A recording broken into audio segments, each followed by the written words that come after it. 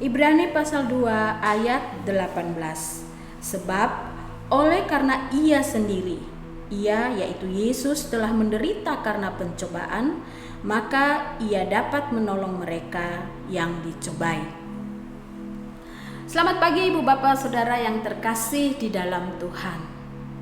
Kerap kali ketika kita menghibur atau menguatkan seseorang, kita yang tahu betul apa yang ia rasakan, kesedihan yang dialami, terkadang lebih bisa menghibur, menguatkan jika kita sendiri pernah mengalami kesedihan atau pergumulan yang sama.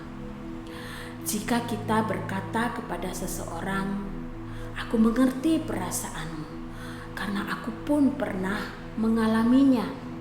Kepada seseorang yang terluka, barangkali kita berkata, "Aku bisa mengerti betapa sakitnya luka itu, karena saya pun pernah mengalaminya."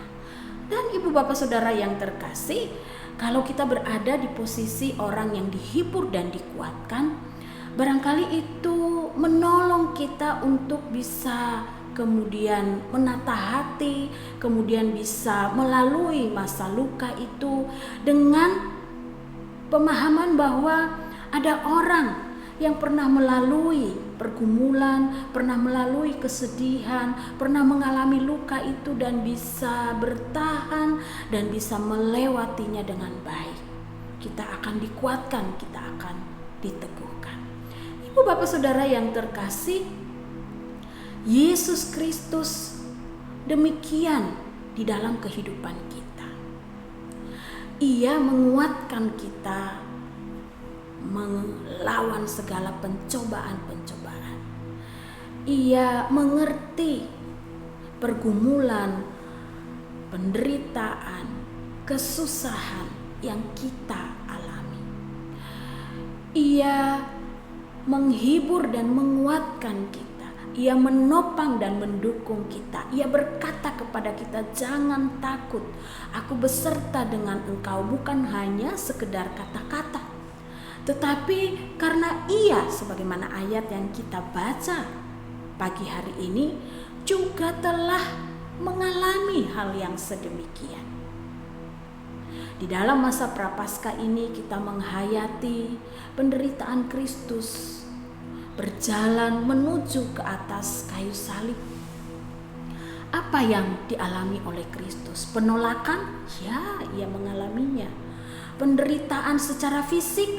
Ya, kita melihat, kita menghayati betapa beratnya penderitaan yang harus ia lalui. Dan bukan hanya penderitaan dan luka secara fisik, bahkan ia mati. Bukan mati sembarang mati ya, tetapi mati di atas kayu salib. Mati yang sangat mengenaskan dan menyedihkan. Ibu Bapak Saudara yang terkasih, jadi kalau kita merenungkan firman Tuhan dan kita mendengar firman Tuhan berkata kepada kita, "Jangan takut anakku." Atau kita mendengar kata-kata topangan dari firman Tuhan yang kita baca dan renungkan.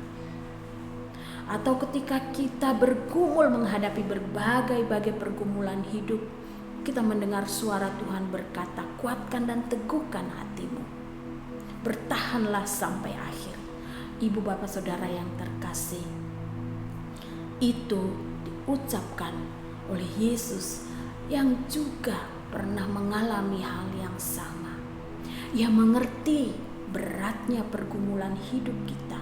Ia mengerti betapa sedih hati kita. Ia memahami betapa sakit luka yang kita rasakan. Oleh karena itu, di dalam segala kesukaran dan penderitaan hidup, di dalam segala apa yang kita alami, mari kita tetap berserah dan bersandar kepada penghiburan dan kekuatan dari Yesus. Karena sekali lagi, itu adalah penghiburan dan kekuatan yang muncul, yang kita dapatkan dari seseorang yang tidak hanya sekedar berkata-kata, tapi juga pernah merasakan. Ketika kita menderita, ketika kita sakit, ketika ketika kita terluka, Ia juga merasakannya bersama-sama dengan kita. Tuhan memberkati kita. Amin. Mari kita berdoa. Tuhan, kami bersyukur bahwa kami memiliki Allah yang bukan hanya sekedar menguatkan kami, menghibur kami, mendukung kami, dan menopang kehidupan kami hanya dengan kata-kata. Dari jauh dan seolah-olah tidak bisa memahami apa yang kami rasakan dan alami. Kami bersyukur memiliki Allah, memiliki Tuhan yang merasakan apa yang kami rasakan. Ketika kami sakit, ketika kami terluka, ketika kami menderita, ketika kami bergumul. Tuhan kami, Tuhan yang merasakan hal yang sama bersama-sama dengan kami. Tuhan, oleh karena itu tolonglah kami supaya di dalam kehidupan kami tetap hanya mencari penghiburan dan kekuatan yang sejati di dalam Kristus Yesus Tuhan kami itu. Di dalam nama Tuhan Yesus kami berdoa. Amin. Selamat pagi Ibu Bapak Saudara yang terkasih. Selamat melanjutkan segala aktivitas di sepanjang hari ini. Ingat, Tuhan mengerti kehidupan kita. Ia menjalani kehidupan ini bersama-sama dengan kita.